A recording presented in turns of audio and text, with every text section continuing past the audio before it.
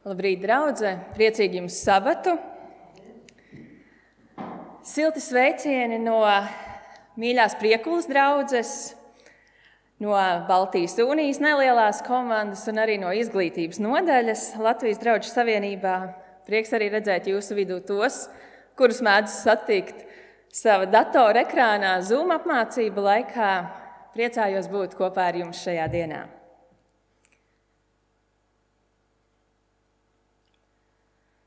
Vai jūs esat pamanījuši, ka sadzīves tehnikai mēdz nākt līdz lietošanas instrukcija?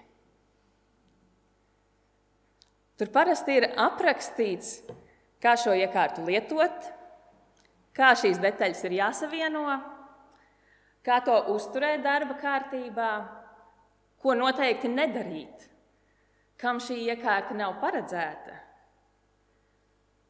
Vai jūs esat lasījuši šīs instrukcijas? Varbūt ļaujiet man pārfrāzēt, kad jūs meklējat šo instrukciju un gribat to izlasīt?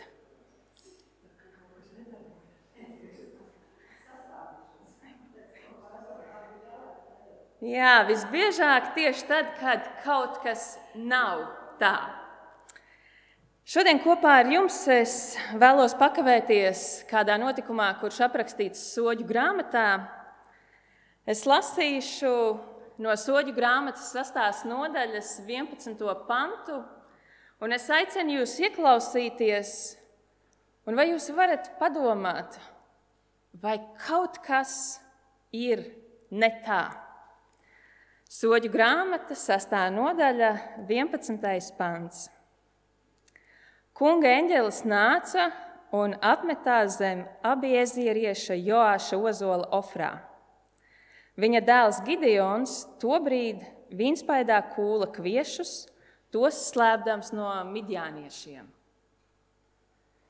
Vai jūs varat pateikt, kas ir tas kaut kas ne tā? Izņemot to, ka tur nāk kunga eņģelis, kas ir pārsteidzošs notikums. Vai ir vēl kaut kas ne tā? Jā, tur mēs atrodam Joāša dēlu Gideonu, kurš kuļ kviešus un kuļ tos vīnspaidā. Mēs bieži esam lasījuši šo notikumu un pieņēmuši, ka tā tas vienkārši ir. Bet ja mēs apstājamies un padomājam, kult kviešus vīnaspaidā, kaut kas ir ne tā.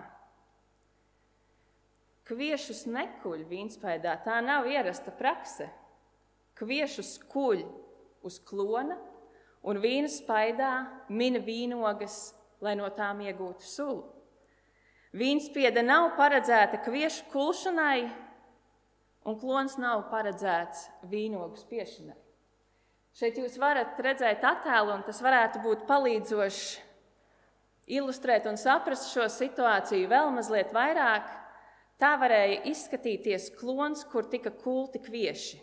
Tā bija atklāta vieta, kur labi staigāja vējš, lai pūstu prom pelevas un putekļus. Tā bija vieta, kas bija jau stingri noplicināta vai varbūt pat izklāta ar akmeņiem. Un labas ražas gadījumos kulšanai izmantoja arī vēršu palīdzību, kad viņiem piestiprināja vai nu koka gabalus vai kokus ar kādām detaļām, un viņi gāja uz riņķi un mina tos kviešus, lai graudi iznāktu ārā.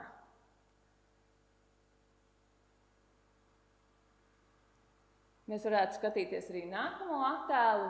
Šī ir nākamā iespējamā versija. Kāds varēja izskatīties klons, tā vieta atklātā, kur kult kviešus. Bet tur, kur mēs atrodam Gideonu, tā ir vīnspiede. Un tolaik vīnspiede nav kāda iekārta, ko paņemt, pārvietot, nolikt. Tas ir tāds kā baseins, tā kā tilpne 2 līmeņos. Mēs varētu iet uz nākamo attēlu. Jā, un tur cilvēks, kad iekāpj, viņu var arī nepamanīt. Var dzirdēt trokšņus, var saprast to rosību apkārt, Bet šis ir tāds divdaļīgs baseins vai tilpne, kur pirmajā no tiem ieliek vīnogas un kur zemākajā notek izspiestā sula. Gideons kuļ kviešus vīnspiedē, nevis uz klona. Kaut kas ir ne tā. Šī nav piemērota vieta kviešu kulšanai. Kāpēc vīnspiedē? Mums vajadzētu pievērsties Soģu grāmatas 6. nodaļas 1. pantiem, lai mēs labāk redzētu kopainu. Soģu grāmata 6. nodaļa no 1. līdz 6. pantam. Tad Izraēla dēli darīja to, kas ļauns kunga acīs, un kungs tos uz 7 gadiem atdeva Midjānam. Midjāns valdīja pār Izraēlu. Midjāniešu dēļ Izraēla dēli veidoja sev nocietinājumus kalnos, alas un cietokšņus. Un kā vien Izraēls sēja, tā midjānieši, amalekieši un austrumnieku dēli nāca augšup un tiem uzbruka. Viņi apsēda tos un izpostīja zemes ražu līdz pat Gazai. Viņi neatstāja Izrēlā nekā ēdama, ne avi, ne vērsi, ne ēzeli, jo viņi kopā ar saviem lopiem un teltīm nāca augšup. Tie nāca kā milzīgi siseņu bari, neskaita viņiem, ne viņu kamieļiem. Viņi nāca šajā zemē, lai to izpostītu. Izraēls bija ļoti pazemots Midjāna priekšā, un Izraēla dēli brēca uz kungu. Izraēlieši savas rīcības dēļ ir nonākuši midjāniešu rokā. Savas ļaunās rīcības dēļ mums tā rakstīts. Un viņu stāvoklis ir patiešām bēdīgs. Viņi nevar dzīvot paši savā zemē, kopt savus laukus, dārzus un lokus. Tā vietā viņi meklē patvērumu alās, veido tur kādus nocietinājumus, un ja viņiem izdodas jebko iesēt, tad tikko tas sāk nākt pie ražas gatavības, tā klāt ir midjānieši un to noposta. Posts, laupīšana, bailes, apspiestība, sadzīve ir ārkārtīgi apgrūtināta, un domājot par elementāru iztikšanu, nevienai tautai nav spēka domāt, kā atbrīvoties no jūga, kā sacelties pret to. Milzīgs pazemojums, apkaunojums un vienkārši vēlme izdzīvot. Tādos apstākļos mēs lasām, ka Gideons ir vīnspiedē un viņš tur kuļ kviešus. Slepus, klusiņām, cerēdams, ka midjānieši neiedomāsies viņu te meklēt un neatņems pat to mazumiņu, ko viņam ir izdevies saglabāt un iegūt. Mēs daudzkārt esam dzirdējuši un tekstā lasījuši, ka Gideons to ir darījis baiļu vadīts, piesardzības vadīts. Un mēs varētu visai cilvēcīgi šo realitāti saprast. Bet varbūt mēs nedaudz retāk esam dzirdējuši to, ka Gideons tomēr cenšas kaut ko darīt. Mēs neatrodam viņu bailēs salauztu, padavušos, mēs atrodam viņu kuļot kviešus vīnspiedē. Un tur nāk kunga eņģelis un uzrunā viņu, sakot vārdus: kungs ar tevi, varenais spēka vīrs. Kungs ar tevi, varenais spēka vīrs. Jūs ziniet, kā Gideons tam atbild? Visnotaļ pazemīgi, izsakot savas šaubas un neizpratni. Turpat 6. nodaļas 13. pantā viņš saka: piedod, kungs, bet ja kungs ir ar mums, kāpēc tad mūs visas šīs nelaimes ir piemeklējušas? Un kur gan ir viņa brīnumi, par kuriem mums stāstījuši mūsu tēvi, sacīdami, vai tad kungs mūs neizveda no Ēģiptes? bet nu kungs mūs ir pametis un nodevis Midjāna nagos. No šīs atbildes mēs secinām, ka Gideons zināja tautas vēsturi. Gideons zināja, kā Dievs sevi bija atklājis tautai pagātnē. Viņš zināja par tēvu Dievu. Un vēlāk būs interesanti redzēt, ka, neskatoties uz šo visu, viņa paša tēvs bija cēlis altāri Bālam. Bet šis ir tas mirklis, kad kungs no jauna ir iedzīvinājis tautā šo atmiņu par to, kāds ir Dievs, kāds ir viņa spēks, kāds ir viņa nodoms tautai un kā viņš jau to ir apliecinājis. Jo mēs varam lasīt, ka kāds vārdā nenosaukts pravietis tika sūtīts pie tautas, lai par to visu runātu un atgādinātu, kurš bija tas, kurš izveda no verdzības Ēģiptē, kurš bija tas, kurš atbrīvoja no apspiedējiem, kurš galu galā bija tas, kurš piešķīra zemi. Turpat 6. nodaļas 10.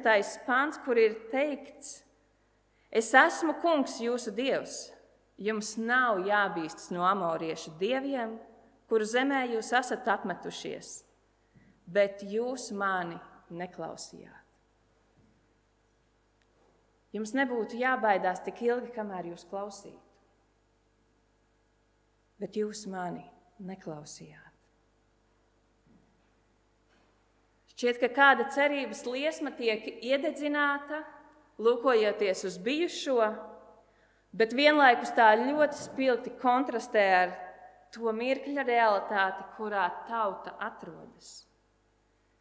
Dievs taču bija teicis, jums nevajadzēs bīties, bet viņi tagad atrodas alās, nocietinājumos, trūkumā. Jums nevajadzēs bīties tik ilgi, kamēr jūs klausīsiet. Kamēr vien Dievs būs tautas Dievs un tā viņam sekos. Un tagad viņi sastopas ar šo skaudro atziņu, ka viņi ir izkliedēti, jo nav sekojuši kungam.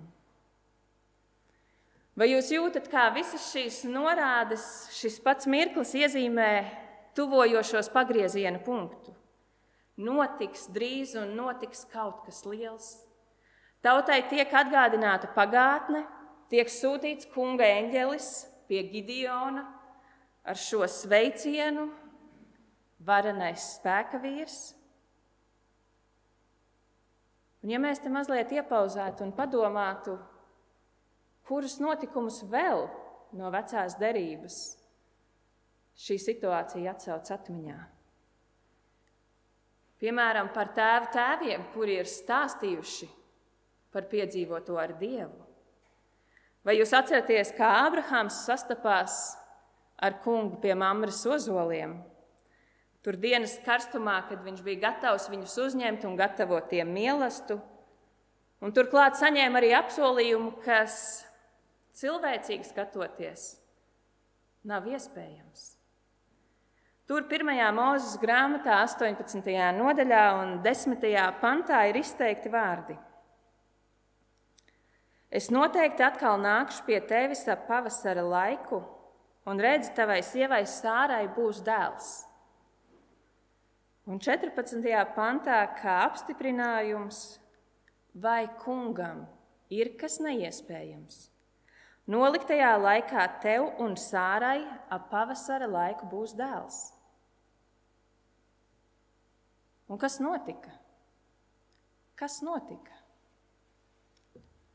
Neskatoties uz veidiem, kā cilvēki mēģināja šo lietu pasteidzināt un piepildīt pēc sava prāta, Dievs izdarīja tā, kā viņš bija teicis.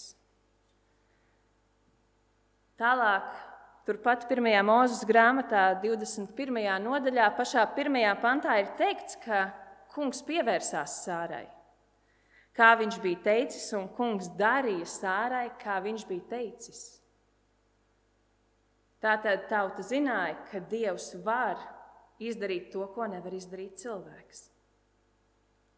Un ja mēs atskatāmies uz tautas vēsturi vēl mazliet vairāk, tad padomājiet par Mūzu. 2. Mūzes grāmata un 3. nodaļa, kur Mūzus gana savas sievas tēva Midjāna priestera Jetru avis, un viņš tur sastopa eņģeli, un viņš tur skata degošu krūmu, kurš nesadeg. Un tur ir Dievs, kurš atklāja sevi kā tēvu Dievu, Ābrahāma, Īzaka un Jēkaba. Un viņš saka, Izraēla dēlu brēkšana ir nākusi manās ausīs. Viņš ir gatavs tai atbildēt, sūtot Mūzu tās priekšgalā, izvest tautu no Ēģiptes zemes. Jūs atcerieties, ko Mūzes atbildēja? Kas es tāds esmu?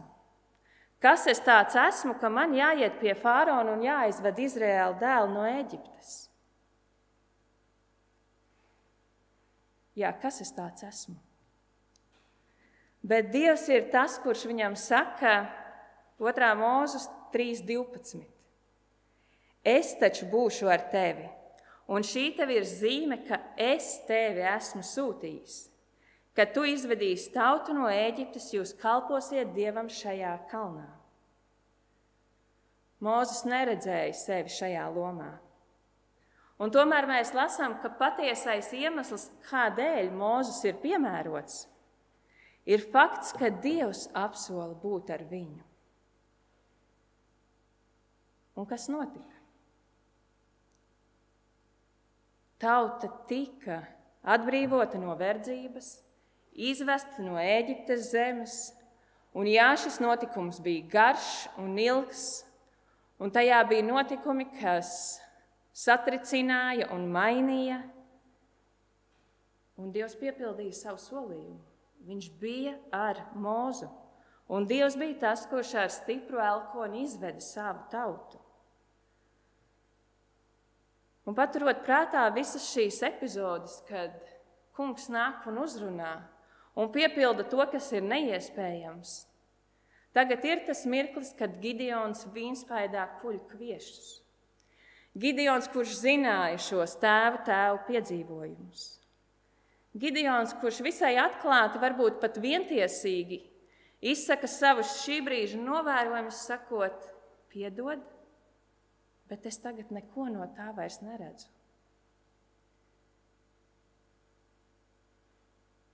Bet visi pavadieni signalizē, ka notiks kaut kas liels. Jo kunga eņģelis ir atnācis, jo pravietis tika sūtīts, jo ļaužu brēkšana ir sadzirdēta. Atcerieties pagātnē notikušo un skatieties, kas tagad notiks. Jo tas, ko saka kungs, turpat 6. nodaļā Soļu grāmatā, 14. pants. Kungs pievērsās viņam un teica, ej tad savā spēkā, un tu izglābsi Izraēlu no Midjāna nagiem, vai tad ne es tevi sūtu? Gideons joprojām ļoti vientiesīgi un pazemīgi atbild, tur tālāk 15. pantā sakot, piedod mans kungs, kā gan lai es izglābu Izraēlu? Redzi, mana dzimte ir vistrūcīgākā Manasē, un es pats esmu visjaunākais savu tēva namā.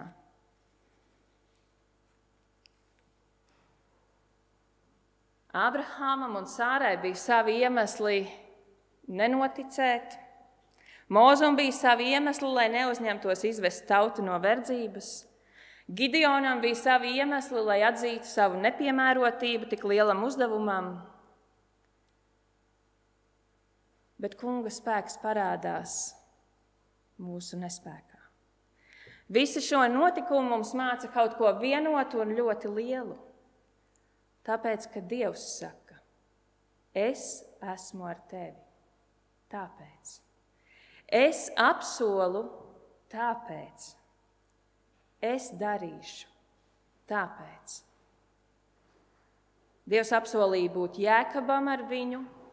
Dievs apsolīja Mūzum būt ar viņu. Dievs apsolīja Jozuam būt ar viņu. Un viņš to apsolīja Dāvidam un Salamanam.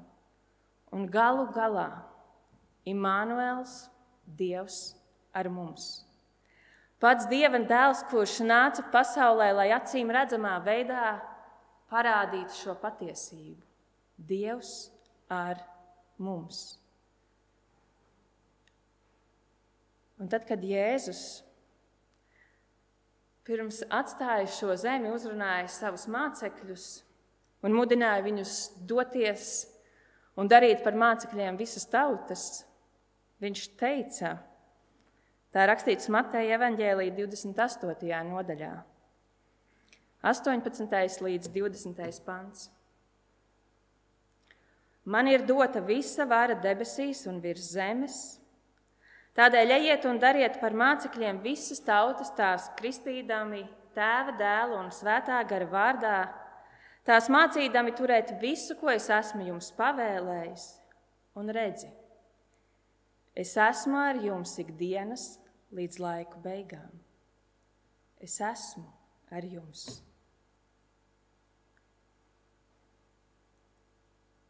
Mēs mācāmies par Dievu no viņa iedvesmotā vārda, no svētajiem rakstiem.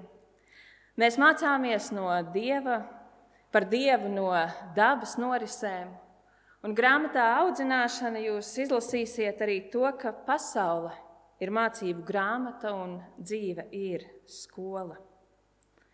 Mēs mācāmies par Dievu no savas dzīves situācijām, no visa, kas tajā notiek, un no visa, kas tajā nenotiek.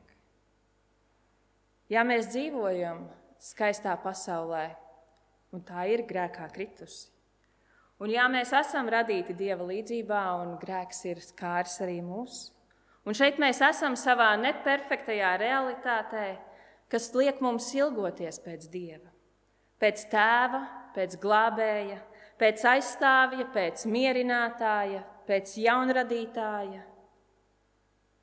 Un kā to teica reiz Transeiropas divīzijas ģimeņu kalpošanas nodaļas vadītāja Kārena Hoforde, ka mēs tieši tādēļ daudz ko atklājam un iemācamies savos neperfektajos apstākļos, ko mēs nevarētu iemācīties, ja viss būtu vienkārši lieliski. Ja mēs dzīvotu perfektā vidē un perfektos cilvēkos, tas būtu citādi. Bet šeit mēs atklājam par Dievu tik daudz ko tieši tādēļ, ka mēs neesam perfekti un mums vajag Tēvu, kurš mūs mīl, saprot, maina, dziedina un aicina uz pārvērstu dzīvi. Tieši šajā dzīvē mēs iepazīstam Dieva pacietību, piedošanu, žēlastību, mīlestību, spēku, mierinājumu, viņa noliktās robežas un viņa godīgumu un taisnīgumu, to līdzās būšanu un to, kā tas maina mūs. Nevienmēr apstākļus, bet mūs pašus. Vai reizēm nav tā, ka mēs kaut ko darām savās vīnspiedēs, noguruši no naidnieku un ievājumu, ievainoti, noguruši no dzīves pienākumiem. Mēs reizēm kaut ko domājam savos prātos un esam izstrādājuši scenārijus situācijai A, B un C un tā līdz pat alfabēta beigām.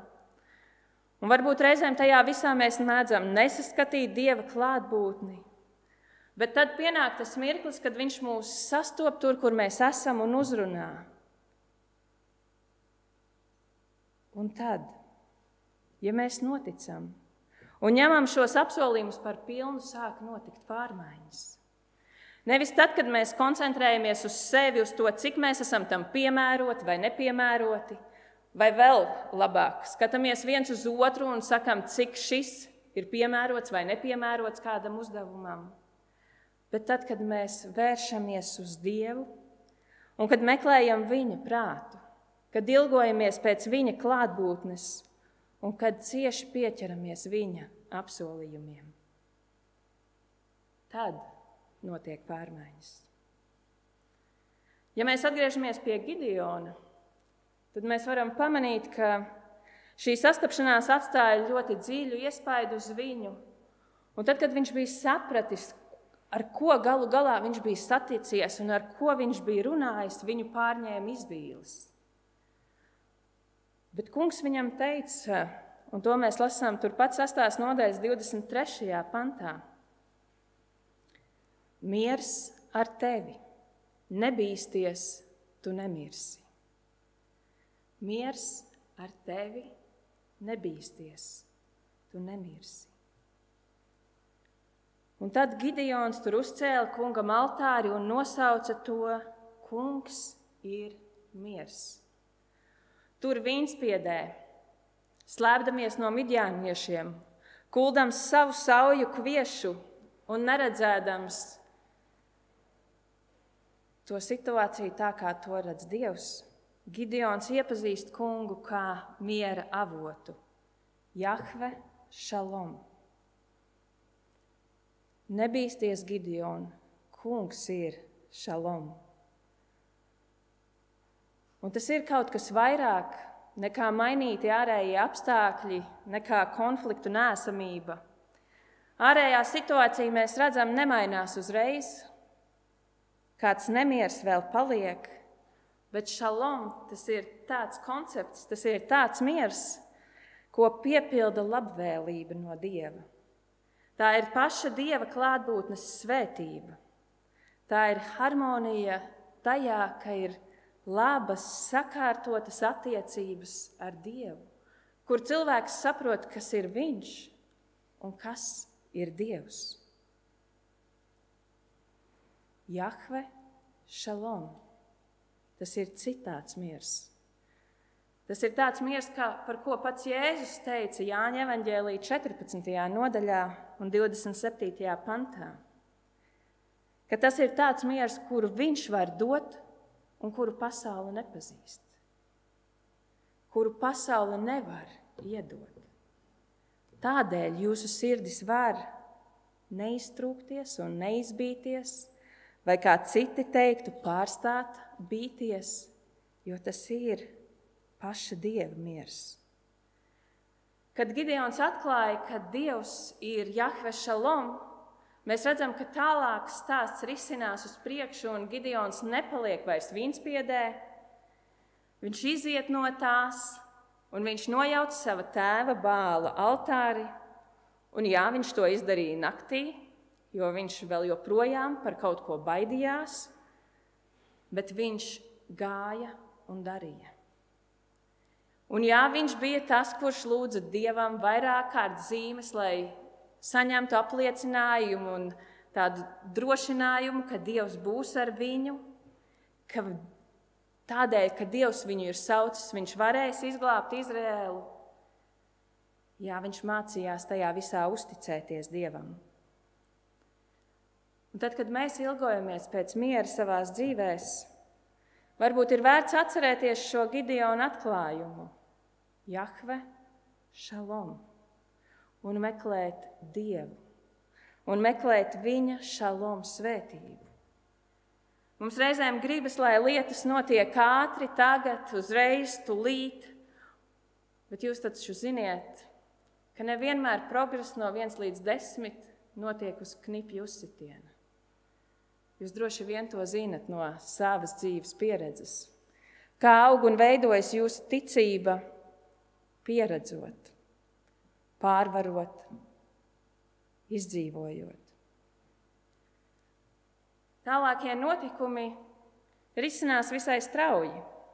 Gideons ar saviem ļaudīm dodas un apmetas pie Haroda avota, lai stātos pretīm midjāniešiem. Bet arī tur notiek kaut kas pārsteidzošs. Kungs, kurš apsola būt ar Gideonu, kurš saka, ka izglābs Izraēlu, tagad saka, ar tevi kopā ir pārāk daudz ļaužu. Cik ir pārāk daudz ļaužu? Cik vīru bija Gideonam? 32,000 ir pārāk daudz, lai dotos pretīm tiem, par kuriem rakstīts, ka viņu skaits ir kā siseņi un ka viņu kamieļi ir kā smiltis jūrmalā. Cik daudz ir šis daudz, ja 32,000 ir par daudz? Tur tiek dots rīkojums, lai dodas prom tie, kuri bīstas un baiļojas, un projām aizgāja 22,000. Un Dievs uz to visu skatās un saka, joprojām ir pārāk daudz. Cik ir daudz par daudz? Seko vēl viena atlase tur pie ūdens strauta, kur no 10,000 vīriem kaujai tiek izraudzīti tikai 300. Lai tiešām neviens no viņu vidus neiedomātos, ka uzvaru viņi ir panākuši paši. Lai viņi tiešām redzētu, ka Dievs ir ar viņiem un ka uzvara nāk no viņa rokas. Tur pretī tiem, kuri ir tik daudz kā siseņu bars, kuru kamieļi ir bez skaita kā smiltis jūrmalā, pret tiem ies 300 vīri un ar to būs pietiekami. Vai mūsu cilvēciskais prāts to spēj saprast un pieņemt? Mani nemaz nepārsteidz tas, ka Gideonam šeit noderētu vēl viens iedrošinājums, pirms viņš tiešām iet. Ka Dievs ir miers un ka Dievs ir ar viņu.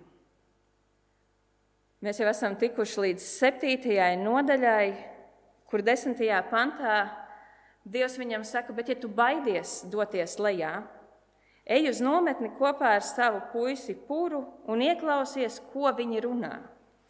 Tad tavas rokas kļūs stipras un tad dodies pret nometni.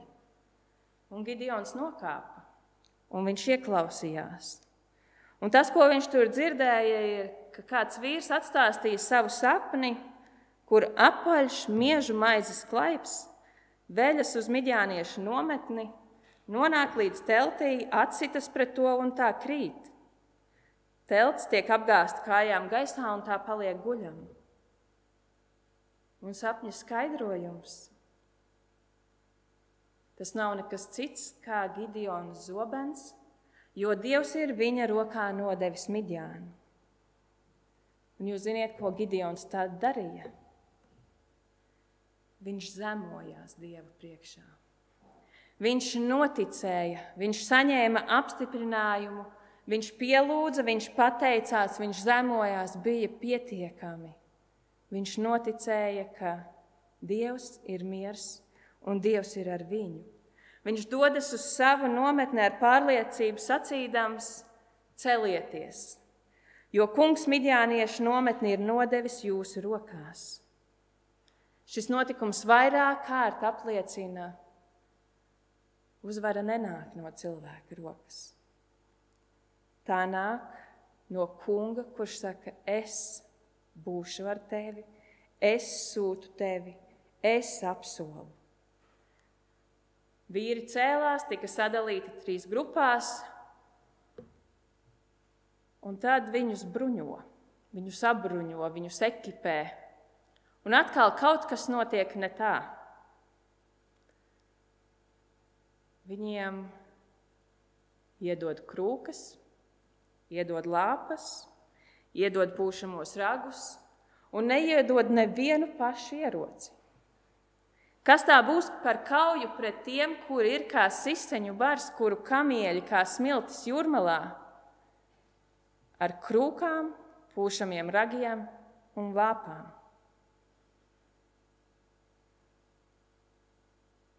Kad skanēja 300 ragu, kungs vērsa ikvienu zobenu pret katru un pret visiem, un viss karaspēks bēga. Tā bija Midjāna kauja. Tur bija vajāšanas un cīņas līdz uzvarai pēc tam, jā, bet tajā naktī šī bija Midjāna kauja. Uzvara tika gūta ar 300 vīriem, lāpām, krūkām un pūšamajiem ragiem. Jo kungs bija runājis, jo kungs bija apsolījis, jo kungs bija tur. Un kaut kas bija ne tā, tāpēc, ka Dievs nedara tā, kā cilvēki dara. Dievs kārto lietas citādi, un tikpat citādi ir viņa ieroči pret ļaunumu. Midjāna kauja ir tā kauja, uz kuru ir Vēl viena atsauce Bībelē Jesajas 9. nodaļā, kad tiek vēstīts par kādu īpašu bērna piedzimšanu. Tur tiek minēts, ka apspiedēji tiks satriekti kā Midjāna dienās. Jo šis bērns, kurš dzims, viņu sauks vārdā brīnišķīgais padomdevējs, varonis Dievs, mūžīgais tēvs, miera princis. Un viņa vara pletīsies, un viņa miers nebeigsies. Tas ir tāds citāds veids, kā Dievs stājas pretī ļaunumam. Kā Dievs uzvar. Un ja Alberts jums vēl nav paspējis pateikt, tad ļaujiet man to izdarīt. Mēs ar viņu bijām kopā pat pēdējā studiju sesijā, un tur pasniedzējs teica kādus ļoti iedrošinošus un iedvesmojošus vārdus, tieši tad, kad tika runāts par to, kā tad Dievs risina ļaunumu problēmu. Un es citēšu, ko teica pasniedzējs Laslo Gallus. Dievs ļaunuma problēmai liek pretīm upuri. Viņš, būdams visspēcīgs un varens, izvēlas upuri. Viņš atklāja savu raksturu, un viņa uzvara ir vērtība uzvara. Un tas prasa laiku. Mīlestība ir lielākais spēks universā, lielāks nekā naids. Dievs mūs mīl un rūpējas par mums.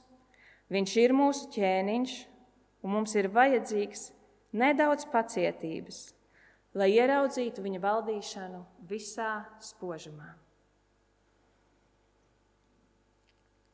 Par Gideona mūža nogali mēs gan esam dzirdējuši mazliet mazāk. Un varbūt tam ir savs iemesls. Atrodiet laiku šajā sabata pēcpusdienā, izlasiet šo notikumu līdz galam un padomājiet, vai tas neatgādina šo lielo patiesību. Ne no cilvēka rokas, bet no Kunga nāk uzvara.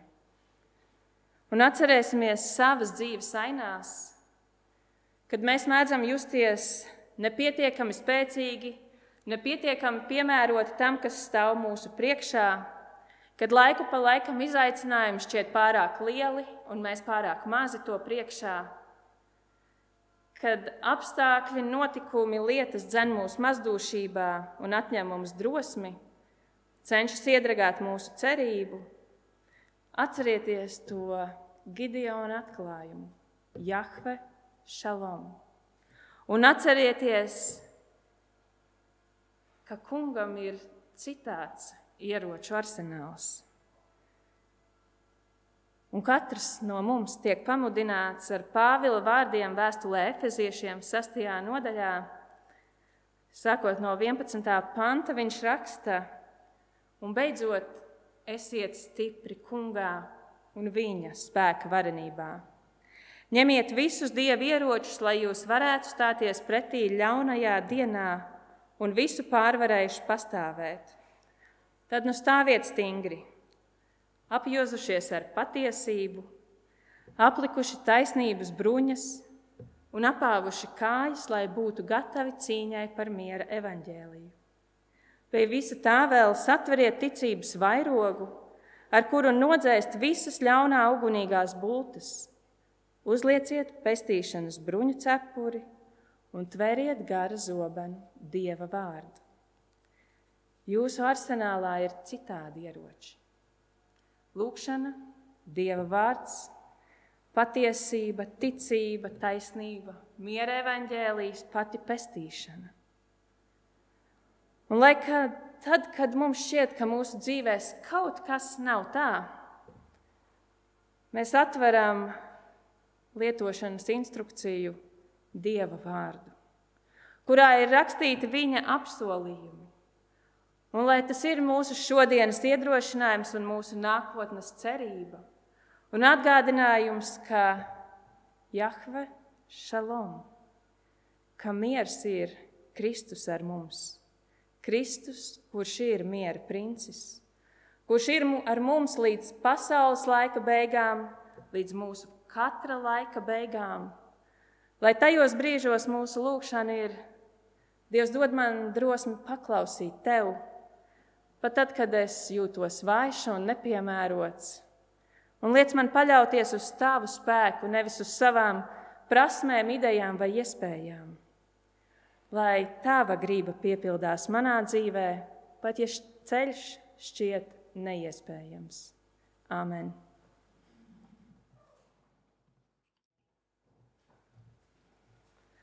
Mūsu Tēvs debesīs, visu lietu sākums un gals, mēs pateicamies, ka Tu esi ar mums.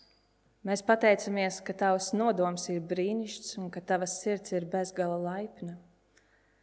Mēs pateicamies, ka Tu sūti mums iedrošinājumus, pamudinājumus, arī izaicinājumus un ticības piedzīvojumus kopā ar Tevi, lai mēs iepazītu Tevi un, Kungs, lai arī ieraudzītu galu galā, kas mēs esam, cik nieka ir mūsu spēkos un cik mums ļoti vajag Tevi.